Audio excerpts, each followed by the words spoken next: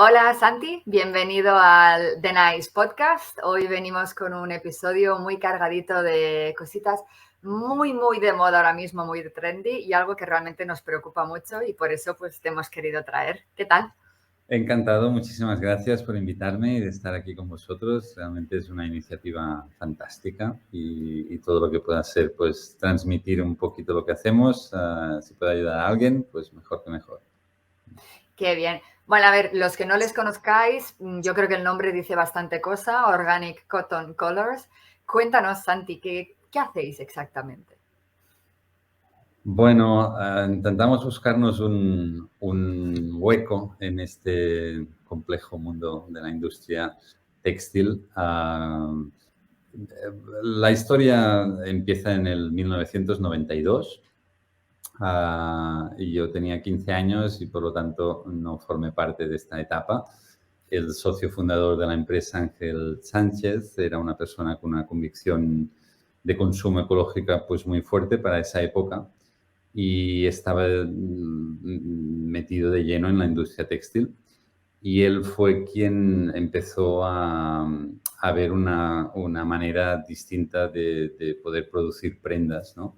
Y dar solución a un mercado existente en ese momento y que a día de hoy pues no hace más que incrementar, ¿no? Y es el hecho de un mercado de gente con problemas de piel, con sensibilidades dérmicas, con cualquier tipo de alergia o intolerancia a los tejidos, a cómo están procesados los tejidos, sobre todo, ¿no? Porque habría la diferencia entre el tipo de fibra, pero aún si utilizamos una fibra natural, pues suelen estar tratados con multitud de tóxicos químicos presentes en la etapa de tintura o también en el acabado de los textiles, ¿no? Hay muchos procesos húmedos aplicados y que no se dice nada de esto, pero hay gente que ha desarrollado pues, distintas intolerancias.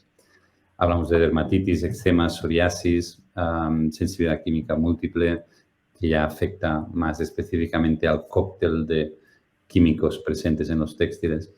En definitiva, él supo de una persona, de una entomóloga en Estados Unidos, que se llama Sally Fox. Ella fue quien inició, fue pionera en el protocolo de cultivo orgánico, pero también hizo algo muy notorio y distinto o muy exclusivo en esa época, que fue recuperar, preservar esas semillas ancestrales naturales que daban color al algodón.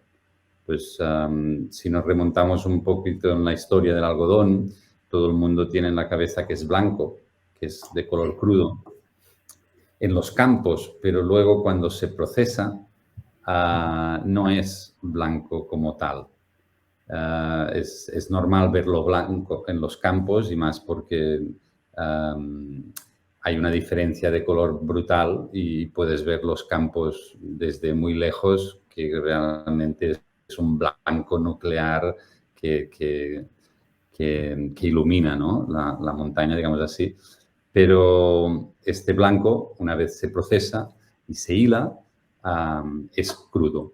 Es decir, no sería el propio blanco que tenemos asimilado. Luego la industria lo blanquea de multitud de maneras, en su momento pues cloratos, lejías y productos muy agresivos al medio ambiente para tener este blanco óptimo que estamos acostumbrados. Bueno, en ese momento, si nos remontamos a los inicios del algodón a color, nacía de manera salvaje, sin intervención humana, digamos así. El algodón nacía en multitud de colores. Y esto se perdió con la revolución industrial, donde se democratizó el color. William Perkins inventó los tintes químicos, se vendió luego a la Bayer, pero bueno, la historia la conocemos. El color dejó de ser algo exclusivo para eclesiásticos y reyes y bueno, se obtenían los tonos de los moluscos en las costas con procesos muy peligrosos y exclusivos para dar un poquito de color y destacar pues, el estatus social, ¿no? Esto pues, pasó a parte de la historia y se democratizó el color. Con los tintes químicos ya no tenía sentido preservar o promover este tipo de variedades que solían utilizar las comunidades que luego hilaban y tejían y procesaban estos propios algodones ya coloridos.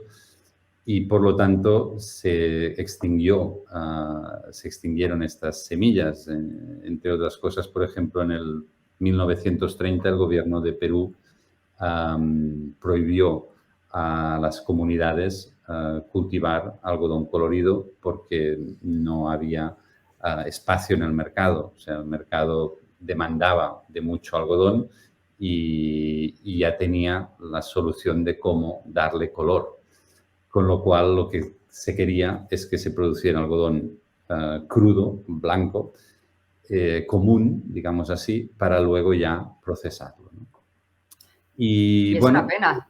una pena, pero es como funciona un poquito la cosa, ¿no? Realmente la revolución industrial fue los inicios del capitalismo, como lo entendemos hoy, y hubo pues eso, una revolución brutal, una demanda increíble de algodón para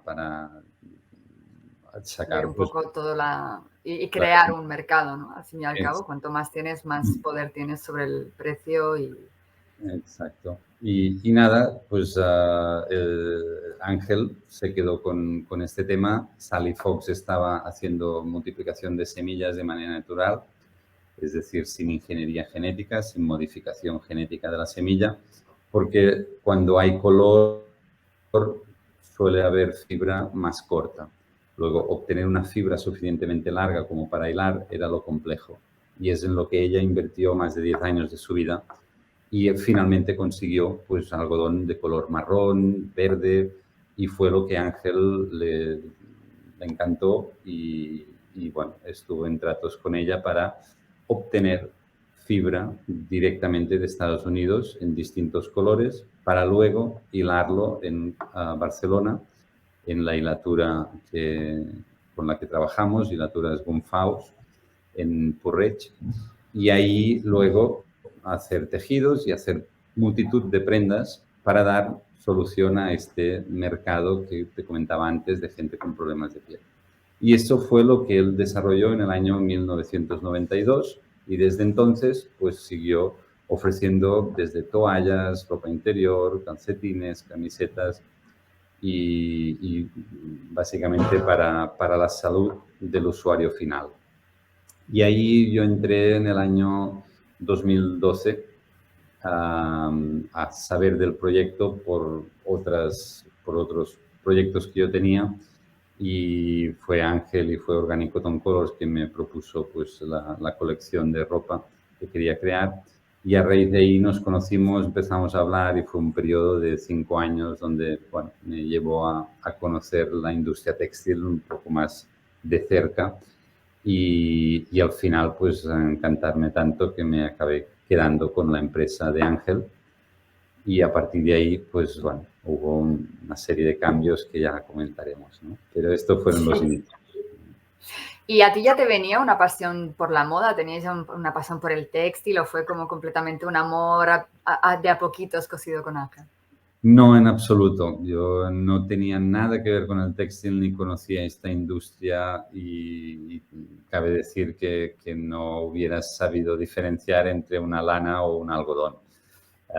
Entonces, a mí lo que me encandilló y me motivó fue el concepto de preservación de estas variedades, del algodón colorido, el hecho de que fuera orgánico y vi una posibilidad de crear un negocio con el tiempo. Yo en ese momento estaba en la empresa familiar y buscaba desde hace años pues algún proyecto que realmente me nutriera y pudiera desarrollar mi pasión por los negocios, ¿no? Y me metí, de hecho, pues de lleno en la industria textil, que es compleja, pero como te dije, estuvimos 5 años con Ángel pues un poco entendiendo todo cómo funciona. La hilatura, la tejeduría, los acabados textiles, la manufactura es muy complejo. Y cuando tocas un poco de cada rama, es decir, la industria textil normalmente quien se dedica a hilar no sabe o no es su mercado, no es su negocio meterse en el tejer, ¿no? Y lo mismo con la manufactura o con los que cultivan el algodón. Luego, cuando tocas un poco de todo, es decir, que al final te haces responsable de la materia prima y de cómo se transforma, y en este caso nuestro negocio, como bien dice el nombre, está muy enfocado al algodón y por lo tanto este es el denominador común. A partir de ahí se transforma y se procesa el algodón en sus distintas formas y a día de hoy vendemos hilo, vendemos tejido o vendemos servicio para otras empresas que quieran manufacturar, así como vendemos nuestros propios artículos para este tipo de cliente que verdaderamente quiere algo puro, ¿no? En contacto con su piel. Genial. Oye, parece mentira, pero a día de hoy sigue habiendo gente que confunde un poco o conceptos que se confunden y se mezclan un poco, que son lo orgánico con lo ecológico. En este mundo del algodón, van juntos, van de la mano, se separan en algún momento, evidentemente dependiendo mucho del tipo de empresa y del tipo de cultivo que se lleva a cabo y demás, pero así como en general, ¿qué nos podrías decir de esto? En general creo que nos complicamos demasiado porque también está otro que si luego, hostia, esto es bio, es orgánico o es ecológico o... Yo creo que es simplemente una misma idea en función del tipo de artículo o de sector, la cosmética o la alimentación se suele usar más uno o el otro. Al final todo se resume en una circunstancia que poca gente sabe o tiene presente, que es la semilla. Si tú plantas un limón o el algodón o cualquier alimento o material que esté plantado y que haya un cultivo de ese material, todo empieza con la semilla. Y la semilla no puede ser modificada genéticamente. Es decir, que cuando hablamos del concepto orgánico o ecológico, todo empieza con una semilla que no es modificada genéticamente. Esto es importante porque a día de hoy la mayoría de alimentos que consumimos provienen de modificación genética de la propia semilla para conseguir prestaciones o comportamientos que vayan a maximizar la producción de dicho artículo o a minimizar las plagas o los efectos que pueda tener. Es decir, para optimizar. Luego, otro debate sería si esto es bueno para la biodiversidad o no, ¿no? Y es un debate ya mucho más profundo. Evidentemente, nosotros defendemos el hecho de que la naturaleza es bastante sabia y mejor no modificarla demasiado. Por los efectos que conlleva, no solo en la producción o comercialización de dicho artículo, sino en la biodiversidad propia del espacio donde se planta, ¿no? Esto es lo primero y luego, evidentemente, viene el segundo proceso, que es que no puede haber químicos presentes en la etapa de cultivo. Fertilizantes, insecticidas, pesticidas, todo tipo de componentes químicos que lo que hacen es tratar la tierra para minimizar esas plagas y para maximizar la producción de dicho artículo.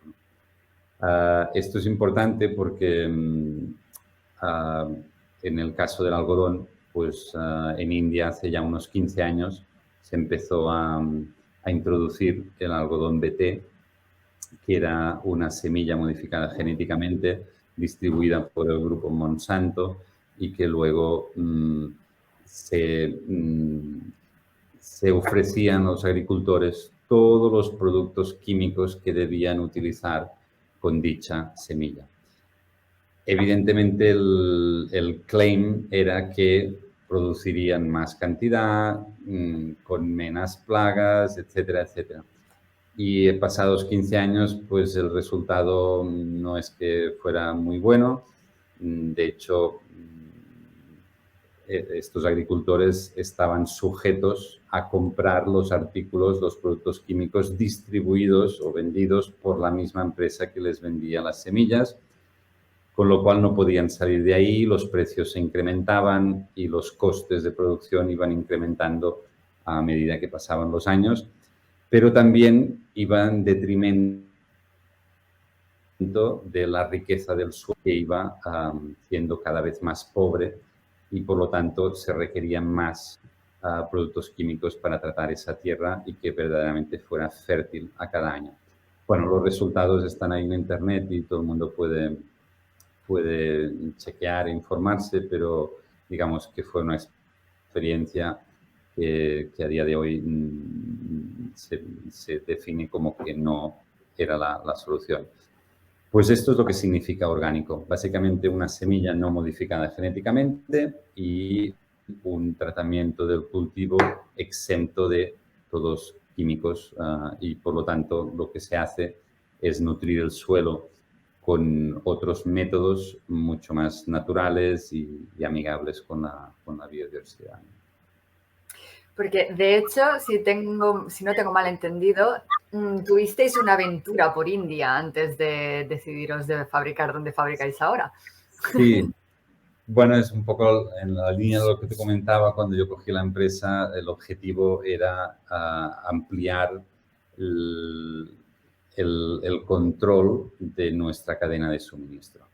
Luego fui a Sally Fox, a Estados Unidos, con ella y vi que no era una buena opción de futuro para nosotros y menos si quería arrancar un negocio de muchísimos años, pero lo que buscaba era una estabilidad en el tiempo y lo que más me preocupaba era conseguir algodón a color, como te he dicho antes, ni había mucho. Hay determinados países como Perú, como Brasil, en China también hay algo, pero no en todos los países donde se cultiva algodón tienen estas variedades antiguas, ¿no? Y lo que hay hoy en día son muchos programas de obtener color en el algodón, pero a base de modificación genética, cosa que no nos interesaba.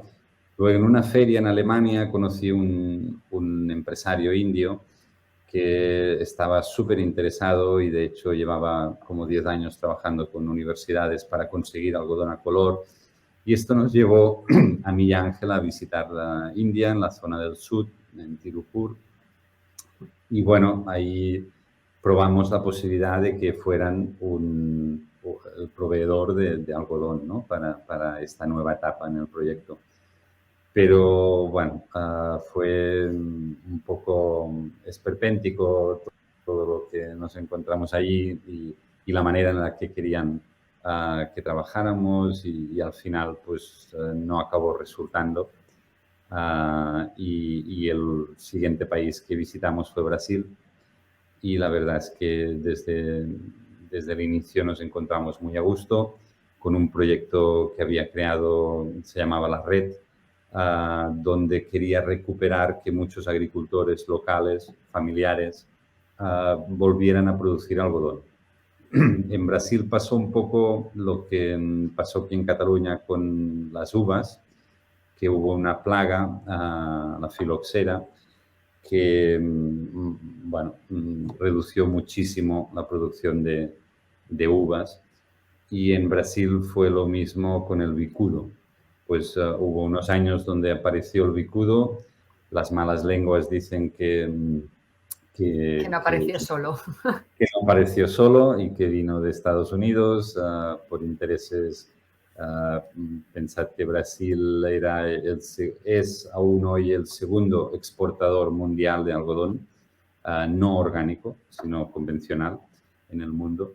Y bueno, en definitiva apareció el bicudo y muchos agricultores locales de la zona del nordeste, que es donde mayoritariamente se cultivaba el algodón en Brasil, pues dejaron de cultivar. Y bueno, este proyecto social se llamaba La Red, lo que hizo fue impulsar otra vez a que pequeños agricultores familiares volvieran a cultivar algodón. pero de manera orgánica. Y también promoviendo el concepto del colorido, el algodón colorido, para hacer un diferenciamiento entre la oferta que Brasil podía dar al mundo en algodón, ¿no? Y ahí hubo mucho dinero invirtiendo lo que es el gobierno de Brasil para volver a preservar este tipo de variedades. Y nos encontramos pues un poquito con todo este trabajo hecho y lo que hicimos fue establecernos como una empresa amiga que lo que quería era promover y dar estabilidad a un grupo determinado de agricultores para cada año y pues que pudiéramos obtener el algodón colorido orgánico de Brasil para luego procesarlo en Europa. Y este fue un Porque poco... Perdona. No, aquí iba a preguntarte que en lo que es el color, las 3 variedades con las que más trabajáis, bueno, con la que hay, ¿no? ¿Hay alguna diferencia a la hora de cultivarlo o los 3 se comportan igual, ya sea con la tierra como con la necesidad de agua o...? No, es lo mismo, ¿eh? Es una cuestión de que se tienen que estar las áreas separadas porque se pueden contaminar de manera natural por polinización o por proximidad, por el viento, es decir, las áreas tienen que estar bien diferenciadas. Perdón. Y luego, nada más, la productividad también suele ser más baja, la fibra es más corta, pero no, parte de esto no deja de ser algodón y es lo mismo. Luego está claro que el tono resultante no se puede controlar. Hay muchas empresas que están interesadas y luego me piden pues análisis de color fastness y exactamente el tono que recibirán y esto es lo que no es controlable. En un color natural a cada año puede haber variaciones por la época de sol, que es la que suele fijar el color.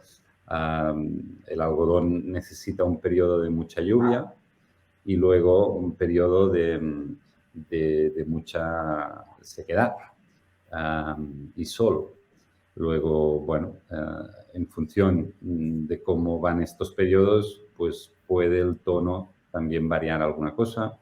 Luego, si esa semilla se ha utilizado durante 5 o 7 años, también el color va mimando un poco. Pero bueno, suelen ser tonos muy parecidos, pero no podemos controlar el tono. Y es lo bonito también, ¿no? De tener algo que sea como tiene que ser y no ser tan esclavos del color, ¿no? Luego nosotros lo que hacemos es mezclarlo con algo al 50% para dar un tono que creemos un poco más comercial, pero también sobre todo el hecho de que ganamos en calidad de hilo. Al mezclarlo, las fibras blancas suelen ser algo más largas, luego también se obtiene un hilo más de mejor calidad. Y luego la otra particularidad muy especial con el color natural es que sube de tono conforme se lava. Es decir, cuando lo vas usando y lo vas lavando, va incrementando el tono. Y esto es algo único en el mundo entero, porque el resto de colores... Normalmente es al revés, que vas lavando y se va quedando más viejito el color y puedes decir, uy, esa camiseta ya tiene unos lavaditos. Sí, pues claro, estamos acostumbrados a colores tintados químicos que suelen tener una vividez, o sea, un tono muy, muy fuerte, ¿no? En los tonos naturales ya no hay tanto este efecto, suelen ser tonos, pues eso, muy... O sea, no es que vaya incrementando de tono, también va cambiando de color, es decir, no sé, se produce como una evolución natural con el pH del agua y esto contando pues que no se lave con productos convencionales porque evidentemente si lo lavamos con un blanqueador o un detergente químico después el resultado ya es múltiple, ¿no? Pero sí que, por ejemplo, a mí me pasó que estuve en una etapa febril, lo típico que te metes en la cama a sudar y evidentemente dejas ir muchas sales minerales, etcétera, ¿no? Y cuando me levanté el pantalón estaba ah, mezclado entre colores, muy curioso, ¿no? Bueno, son colores naturales, pues la luz, la posible sudor, modifican también el aspecto que puede tener, ¿no? El color. Oye, y una pregunta, porque, bueno, Brasil es inmenso y las redes de comunicación de transporte internos, yo que he estado, sé que es bastante complicadito, para decirlo softy, muy softy, muy softy.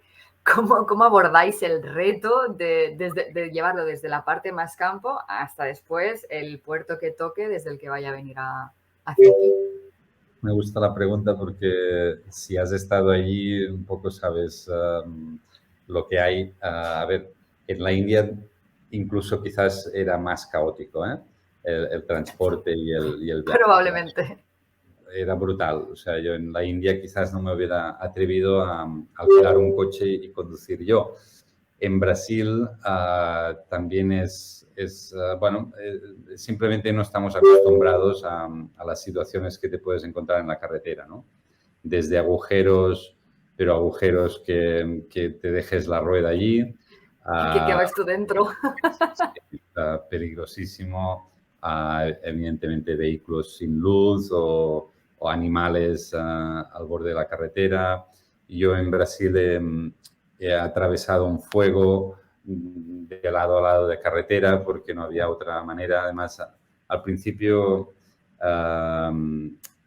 claro, hacíamos muchas distancias, cubríamos muchas distancias en distintos estados del nordeste y conducíamos de noche, hacíamos unos 3.500 kilómetros cuando iba allí para visitar las distintas familias en sus comunidades y verdaderamente fue un ejercicio de riesgo en todos los niveles. Conducir allí tantos kilómetros es muy peligroso.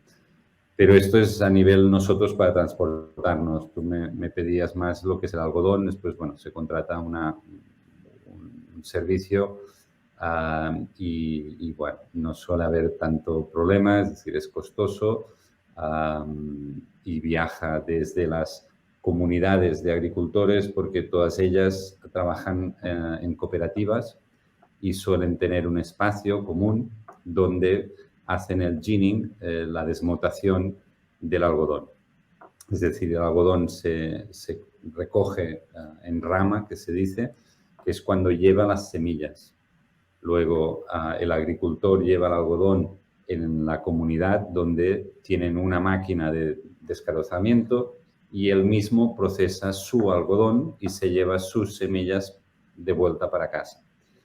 Y ya deja el algodón allí, con lo cual, cuando todos los agricultores de esa comunidad han hecho esto, pues ya podemos recoger ese algodón con un transporte directo para nuestro almacén en Campina y luego de nuestro almacén para Recife en el puerto de Suape, que ya se hace la exportación. Sí, bueno, un poco transporte interno en Brasil es lo que hay. No hay más. Es Brasil. Al menos no lo tenéis en Bahía, que en Bahía todo iría con mucha más calma. Sí, no. Claro, ahora en estos son procesos que vas mejorando. Por ejemplo, en estas comunidades, al ser pequeñas, las balas que sacaban eran de 60 kilos por un motivo, para que las pudieran mover con sus manos, ¿no? Normalmente el algodón se distribuye en balas de 200 kilos. Una bala de 200 kilos una persona no la maneja. Tienen que ser estos elevadores y tal. Claro, ahí como no hay infraestructura de ese tipo, pues las balas son pequeñas y eso hace que también se incremente el coste de transporte, porque abulta mucho más, ¿no? Y ahora estamos en un proyecto con varias empresas y se está reformando una unidad de descarozamiento que llevaba 32 años en desuso. Es decir, de esa época donde se procesaba el algodón mayoritariamente del nordeste, pues estaba en desuso y ahora hemos estado pues rehaciendo todas las máquinas, toda la parte eléctrica del edificio y en definitiva será una unidad increíble que podremos hacer balas de 200 kilos, que podrá ser una unidad que actúe como centro de formación para agricultores, porque hay unos campos también que se cultivará alimentos y algodón para que nuevos agricultores vean la forma en la que se tiene que cultivar y podamos incrementar el número de agricultores de esas áreas, ¿no? Y además pues habrá escuela para ser usada para estos organismos oficiales tipo Embrapa para que puedan dar clases determinadas, etcétera. Bueno, es un movimiento muy, muy interesante y que estamos todos muy contentos porque después de 32 años de volver una fábrica o una unidad de este tipo a la luz, pues evidencia que hay futuro para el cultivo de algodón en la región y eso es para celebrarlo, ¿no? Se me acaban de poner los pelos de punta, que lo sepas. No, es La verdad muy es que es bueno. muy chulo. Claro, toda esa gente ha vivido, imagínate, 32 años. Hay muchos, el mismo procurador de la ciudad, el alcalde, estuvimos reunidos, no lo habían visto nunca en funcionamiento. Son jóvenes y, bueno, volverla a llevar a que esté operativa, pues era todo un acontecimiento para la ciudad y para la región, ¿no? Y yo creo que al final, estamos en un momento donde creo que hay futuro para el algodón orgánico, para incrementar las áreas y los números de agricultores y estos agricultores, asimismo, para ellos es una cultura nueva que ya conocían desde hace muchísimos años, porque el algodón era muy común en la zona, pero que ahora habían pasado a cultivar otras culturas, ¿no? Luego, el algodón siempre ha actuado como una forma de ingreso añadido, porque con los otros alimentos lo que hacen es autoabastecerse y también los pueden vender en mercados orgánicos, o sea que ya obtienen una renta, pero más que nada era un bien de primera necesidad, ya sea para dar comida a los animales o para comer ellos, ¿no? Luego el algodón, en la medida en la que hay una empresa que les asegura la compra y que les da esta estabilidad, es una cultura fantástica porque saben que todo lo que produzcan está vendido y a un precio pactado, ¿no? La única variable que no podemos controlar es la lluvia. Y como no hay sistemas de irrigación, solo cuentan con el agua que llueva. Y la lluvia últimamente está bastante descontroladita. Sí, que llueve aquí y al cabo de 10 kilómetros ya no llueve, está muy poco homogénea. Y es uno de los retos pues, que verdaderamente no podemos hacer mucho, ¿no? Pero los acuerdos que tenemos con los agricultores son que todo lo que puedan producir dentro de estas condiciones, de que todos forman parte de lo que se llama un programa de agricultura familiar, donde todos tienen alrededor de 1 hectárea y media. Esto es muy poco terreno si hablamos de cultivo de algodón. Pensad que en Estados Unidos un agricultor de algodón orgánico pequeño suele tener unas 600 hectáreas. ¡Qué barbaridad! Nosotros hablamos de agricultores de 1 hectárea. Es súper pequeño, pero verdaderamente es la manera de maximizar el impacto con la actividad que realizamos, ¿no? Nosotros estamos manejando alrededor de 300 agricultores actualmente y son 300 familias que saben que tienen asegurada toda la producción, ¿no? Y esto genera un impacto social pues muy interesante.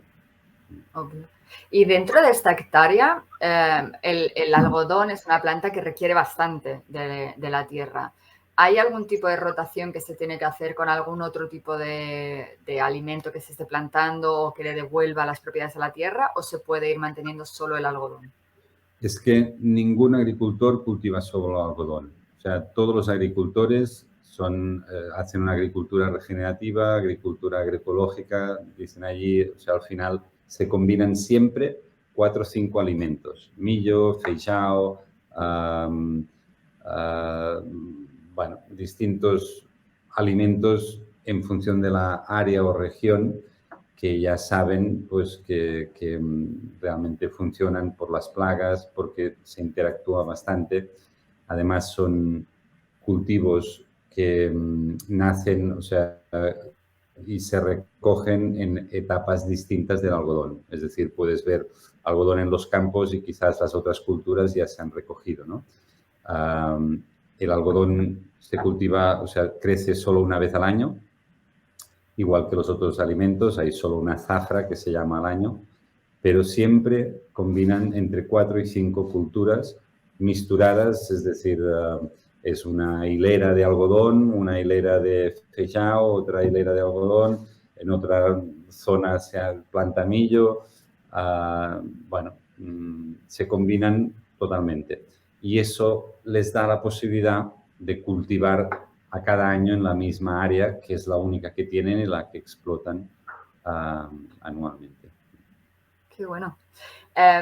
¿Crees que esto puede llegar a Europa en algún momento del futuro o aquí es imposible que lleguemos a este tipo de cultivo por el mercado y por el espacio? En España hay sé de algún proyecto que está intentando entrar en el concepto de que sea orgánico. No está siendo fácil, pero yo creo que se conseguirá. Esto es un tema, es decir, obtener algodón orgánico local o de España. En Grecia también hay algún proyecto y ya se está haciendo. Es decir, que sí, podríamos decir que ya es una realidad. Si esto se puede escalar hasta el punto de que seamos o estemos en el panorama de productores de algodón orgánico en el mundo, no lo sé. Lo que sí sé es que será muy difícil o prácticamente imposible reproducir las circunstancias que hay en Brasil aquí en España. Y esto es lo que al final tenemos que tener en cuenta. En muchas ferias que vamos, hablo con gente y me dice, claro, pero es que llevarlo de Brasil, las emisiones de CO2, el transporte, ¿no? Y es cierto, es decir, si pudiéramos cultivarlo aquí al lado, pues sería genial. Pero nos tenemos que plantear la solución en el conjunto. Es decir, producir localmente es bueno para las emisiones de CO2, pero si luego no generamos un impacto social, es decir, miramos la realidad aquí en España, ¿a quién contratamos para recoger las aceitunas, para hacer aceite? O sea, nos tenemos que ir en programas de buscar gente en Sudáfrica, inmigrantes que verdaderamente quieran recoger las aceitunas. Sí. Si tenemos que hacer algo similar con el algodón, yo creo que en la balanza entre emisiones de CO2 e impacto social no salimos ganando. Es decir, en Brasil se produce una circunstancia que aquí no veo que sea replicable. No veo que haya agricultores locales que toda su familia viva en el campo y viva de lo que cultive junto con el algodón y trabaje la tierra en propiedad. O sea, no vale decir, vale, tengo un terreno que me cede un terrateniente que podría ser la duquesa de Alba. ¿Cómo por poner un ejemplo? Por ejemplo, y dice, vale, yo os cedo 1000 hectáreas de terreno en España y ahora, ¿quién las trabaja? ¿Y quién cuida de este terreno? Es que es complejo. Y ahí no, y además que el terreno tiene que dejar de... Igual en el algodón hablo de más, pero sé que en otras cosas para considerarlo tienes que dejarlo reposar de todos los químicos que se han ido poniendo en los últimos años de diferentes productos que la tierra se renueve y que se salgan todos este tipo de químicos para poderlo considerar orgánico. Hoy se planta algodón lo que se llama en transición, es decir, que no puede tener la certificación orgánica, pero bueno, está en camino de, y es a base de no aplicar nuevos químicos y dejar la tierra limpia. Sí hay un proceso, pero yo voy más al impacto. No, que quién se pone a, ¿no? Que estamos todos, queremos todos mucho, Claro, pero después a la hora de ponernos en el barro cuesta más. En India, por ejemplo, vi campos grandes, pero el propietario no trabajaba el campo. El propietario estaba en su oficina. Luego, vale, contratas a agricultores y les pagas lo justo y puedes decir que es, bueno, que estás empleando gente con un sueldo justo para que trabaje ese campo, pero no sé, veo que es un poco más del sistema industrial que se ha llevado a cabo, ¿no? Alguien que es propietario de un terreno lo explota de una manera justa y legítima, cultivando un monocultivo de algodón, en este caso orgánico, para sacar una producción fantástico. Esto es la mayoría del algodón orgánico, es así. En Brasil, o sea, es otro sistema totalmente distinto.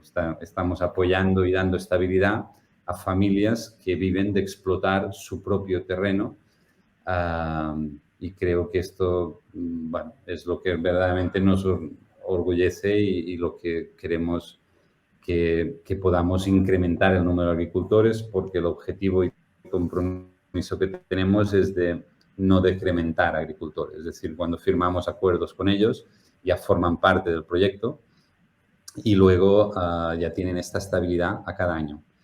A medida que aumentemos la demanda, generaremos nuevos grupos de agricultores para que formen parte del proyecto.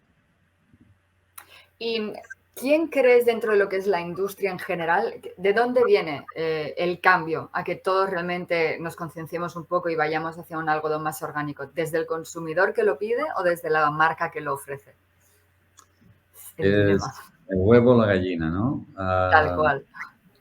No sé, yo quiero pensar que quiero pensar de una manera idílica que va a ser el consumidor. Es decir, creo en el cambio que nosotros individualmente podemos realizar, comprando menos, decidiendo a quién compramos, informándonos. Hoy día la información está en Internet y no precisamente la solución tiene que estar en la principal calle comercial de tu ciudad. Es decir, para que una buena solución esté en esa calle principal, lo veo más difícil por cómo están los alquileres, por cómo está mantener una tienda operativa, ¿no? Luego, claro que hay marcas que hacen bien las cosas, pero también hay muchas que al final van al mismo sistema de intentar que la industria pues continúa con su andada, ¿no? De seguir produciendo, seguir creciendo y no sé hasta qué punto esto, por más que se utilicen fibras recicladas, por más que haya una legislación a nivel europeo, pues que venga y que acote un poco las fibras que se puedan utilizar. Está claro que va a haber un cambio y una evolución, pero no sé si llegaremos a verdaderamente generar un cambio real para no necesitar 2 o 3 planetas en los próximos años, ¿no? Tal cual. Todos veis un poco lo que pasa en las cumbres estas climáticas y verdaderamente no creo que la solución venga por ahí. Entre otras cosas porque son ellos mismos quien son los países que necesitan empresas, que necesitan que paguen impuestos y que generen actividad y crecimiento y en final yo creo que lo resumiría en que el mundo en el que vivimos está demasiadamente basado en un crecimiento continuo y exponencial de todas las empresas y de la economía. Y lo primero que nos tenemos que plantear es cómo revertimos esto y cómo generamos prosperidad sin crecimiento. Porque si no, es que es como ahora toda esta andada que hay de los plásticos reciclados, ¿no? Vale, ahora yo como consumidor, fantástico, porque puedo seguir consumiendo a un precio similar un producto que supuestamente viene de botellas de plástico y me puedo ir a casa con ese producto pensando que yo soy la solución del mundo y para erradicar el plástico, pero en realidad estamos continuando generando envases de plástico. Si no reducimos la generación de envases de plástico, da igual que hagas ropa o que hagas lo que sea, el plástico está ahí. Es como un Y parche, ¿no? Como un parche para cuando quieres dejar de fumar, que te pones el parche de nicotina, dices, sigues necesitando la nicotina, pero al menos estoy haciendo algo, ¿no? Es la tranquilidad mental de decir, bueno, me autoengaño un poquito, digo que si me pongo unos leggings reciclados, lo estoy haciendo genial, pero tengo los 8 bricks de leche en la nevera. sí, sí. Es complejo todos estos cambios a gran escala, pero sí, verdaderamente yo creo que se está hablando mucho de estas fibras recicladas y de las fibras sintéticas a día de hoy. Seguimos consumiendo más fibras sintéticas que no hace 5 años y el COVID o la pandemia no ha ayudado y lo primero que tenemos que hacer es reducir esta producción de plástico y uso de plástico en monouso para luego ver qué hacemos con el plástico existente, ya sea de redes de pesca, ya sea de botellas de plástico, pero quizás podríamos hacer mesas o sillas o carreteras o, no sé, multitud de productos que no se requiera lavarlos, los usamos y que por lo tanto generen microplásticos y no, yo tampoco creo en este discurso que se da de que se puede seguir fundiendo y convirtiendo una camiseta de poliéster en un sinfín de veces puede volver a ser hilo. No, no. Es decir, la calidad irá bajando, se tendrá que añadir nuevo poliéster mezclado con el antiguo. Al final no es bueno ni para... Acuérdate lo que te decía al principio, todo empezó por una voluntad de ofrecer soluciones a gente con problemas de piel. Y evidentemente el poliéster no es un material apropiado para este efecto, ¿no? Pero tenemos como yo creo que hoy en día la moda sostenible se está consumiendo sin tener en cuenta los efectos en nuestro propio cuerpo. Es decir, se consume hoy moda sostenible por la situación que pasó en el Rana Plaza, por la campaña de Fashion Revolution y dio a conocer mucha de la realidad que se encuentra la gente que trabaja en la industria textil, ¿no? La esclavitud a día de hoy viene a ser un poco esto, ¿no? Las horas que trabajan, los sueldos que se pagan y evidentemente también los efectos en el medio ambiente, ¿no? El color de los ríos cuando se tiñe, el color de la temporada, todos los productos químicos utilizados en la industria textil tienen unos efectos en la biodiversidad en general. Y estas dos situaciones es lo que verdaderamente impulsa este incremento de consumo en lo que es moda sostenible. Pero a día de hoy aún no se está hablando de los efectos en la persona, que al final somos los usuarios de la ropa. Y así como en alimentación y en cosmética ha habido verdaderamente una evolución en el consumo hacia orgánico porque la gente entiende que, bueno, una crema te la pones en la piel y tiene unos efectos y lo que comes, evidentemente, somos lo que comemos. Sí. Pero en cambio en la ropa es como que no. Sí, es No como hay... que, nada, Sí, no pasa nada, da no me igual. afecta, ¿no? Y verdaderamente sí, hay muchísimos químicos que interactúan con nuestra piel y no deja de ser el órgano más grande que tenemos. Y verdaderamente hay un mercado de gente con alergias de todo tipo y que nota la diferencia cuando usa un producto que no está altamente tratado, ¿no? Jo, me quedaría hablando contigo horas, Santi. La verdad, es súper interesante, pero ya estamos llegando al final, así que voy a ir con las preguntitas sorpresa que os hacemos a todos. Y empezamos por la fácil, va. ¿cuál es tu prenda preferida? ¿Qué es esa cosa que cada vez que sales o que tienes más en tu armario? Bueno, aparte de los básicos, decía la camiseta interior o la ropa interior, evidentemente.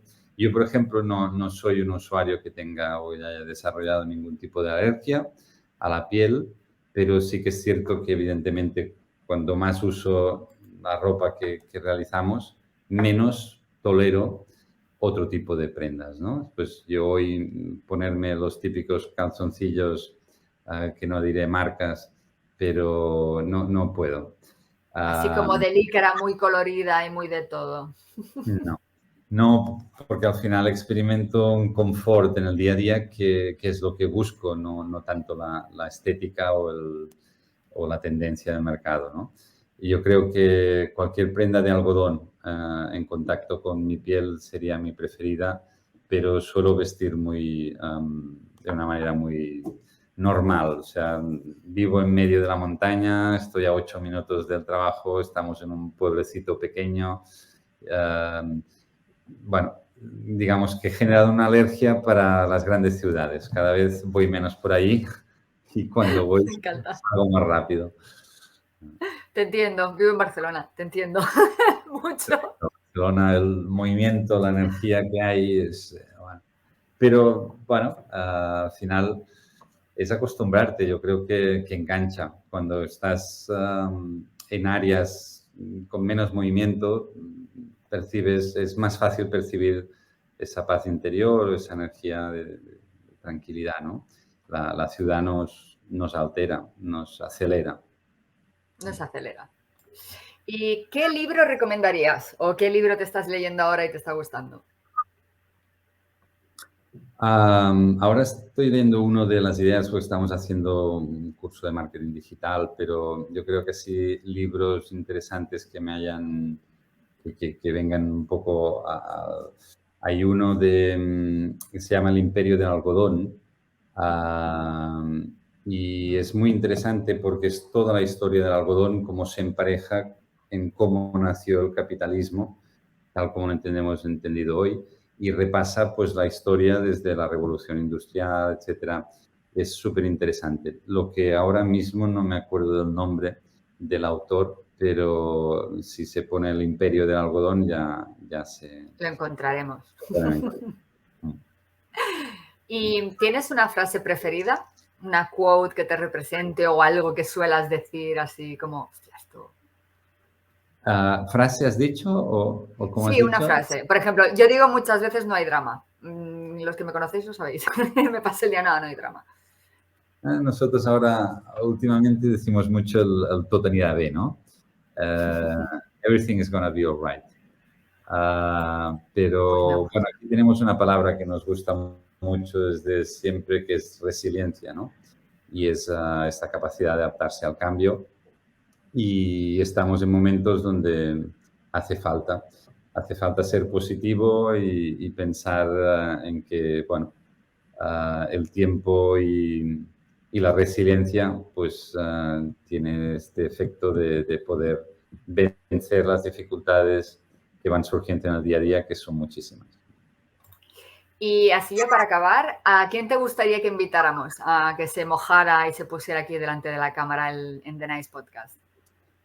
Pues mira, yo creo que estaría bien invitar a la gente de Infinite Denim en Barcelona. Ellos hacen, bueno, dan un segundo uso a los jeans, triturándolos y haciendo un montón de productos de los jeans que recogen de distintas organizaciones. Creo que hacen un proyecto muy bueno y bueno, los conocemos hace tiempo y sería Pues una los candidata. contactaremos. Los Ah, contactaremos definitivamente. Y una cosa que te la quería preguntar al principio y al final entre una cosa y otra como que me voy liando. El nombre, Organic Cotton Colors, cada vez que lo leo me viene a la cabeza cierta marca con cierto marketing de colores. ya. Siempre. O sea, ¿eso lo hicisteis buscado o ha sido una pura casualidad? ¿Tú te refieres a United Colors of... United Colors of Benetton. Sí, no. Mira, esto fue el tema de que la empresa cuando yo la cogí era Fox Fibre Color Organic. Eran marcas registradas, pero americanas, pertenecientes, digamos así, originalmente a Sally Fox, de ahí Fox Fibre. Y cuando yo fui a verla y vi que no había un futuro de suministro con ella, lo primero que me planteé es decir, pues no vamos bien con esas marcas. Y bueno, fue una de estas dificultades que decíamos antes, ¿no? Decir, hostia, ahora tenemos que cambiar el nombre de la empresa y cómo nos decimos y cómo lo hacemos. Y al final cogí pues el nombre fiscal con el que estábamos operando, que era Organic Cotton Colors, y me gustó porque definía perfectamente lo que éramos. Si bien es cierto que con gente de la industria hablando, hubo una mentora, que ahora no diré el nombre, pero me decía, ostras, pero es un nombre genérico, no dice nada especial, o sea, está configurado por 3 palabras genéricas. Y bueno, ella pensaba que no sería una buena opción. Ahora han pasado ya muchos años y lo que es cierto es que fue un acierto porque solo en términos de búsqueda orgánica es una pasada. Es decir, en Claro. Google mucha gente pone... Organic Cotton y automáticamente. Exacto. Y bueno, al final pues es esto con las nubes del Natural Thinking, que es nuestro lema un poco de hacer las cosas de manera natural y volver a los orígenes y cuando al final piensas que algo debe estar hecho de una manera pues obvia, normalmente no te equivocas y por ahí va, ¿no? Es el pensamiento natural que es universalmente reconocido. Me encanta, la verdad, me ha encantado conocer el proyecto. Santi, no os conocía antes del podcast, la verdad, y me ha encantado y espero seguir oyendo muchas cositas buenas de vosotros. Pues nada, te animo a que eches un vistazo a la web, hay mucha información, quien quiera pues más información del proyecto y aquí estamos en Girona, una bonita área también para visitar y nada, súper agradecido por vosotros y para hacer estas herramientas que difunden información y al final es el inicio del cambio que decíamos. Pues muchas gracias, Santi. Va, un fuerte abrazo.